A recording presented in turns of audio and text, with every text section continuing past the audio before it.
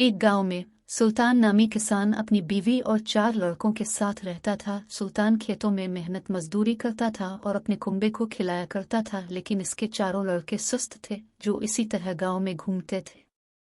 एक दिन सुल्तान ने अपनी अहलिया से कहा कि मैं अभी भी खेतों में काम कर रहा हूँ, लेकिन मेरे बाद उन लड़कों का क्या होगा? उन्होंने तो कभी सख्त मेहनत भी नहीं की, ये तो कभी खेत में नहीं गए।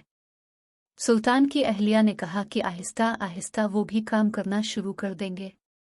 वक्त गुजरता गया और सुल्तान के लड़कों ने कोई काम नहीं किया। एक दफा सुल्तान बहुत बीमार हो गया। वो तवील अरसे तक अलील रहा। इसने अपनी अहलिया से कहा कि वो 4 लड़कों को फोन करे।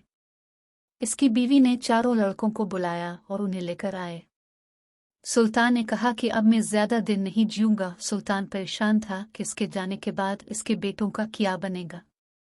इसीलिए इसने कहा, बेटे, मैंने अपनी जिंदगी में जो कुछ भी कमाया है वो मेरे खेतों के नीचे है। मेरे बाद आप इससे खजाना निकाल लेना और आपस में बांट लेना। ये सुनकर 4 लड़के खुश हो गए।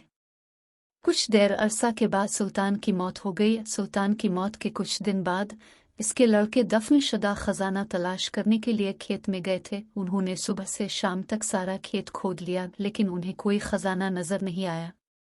लड़के घर आए और अपनी वालिदा से कहा, माँ बाप ने हमसे झूठ बोला, हमें खेतों में कोई खजाना नहीं मिला। इसकी वालिदा ने कहा कि आपके वालिद ने अपनी जिंदगी में ये मकान और खेत कमाया है और अब तुम सब ने खेत खोद ही लिया है, तो इसमें बीज लगाओ। इसके बाद लड़कों ने बीज बोया और माँ की हिदायत के मुताबिक पानी दिया। कुछ अरसे के बाद फसल पककर तैयार हो गई। लड़कों ने इसे बीज कर अच्छा मुनाफा कमाया, जिसके बाद वो अपनी वालिदा के पास पहुंचे। वालिदा ने कहा कि आपकी मेहनत ही असली खजाना है। यही बात आपके वालिद आपको समझाना चाहते थे।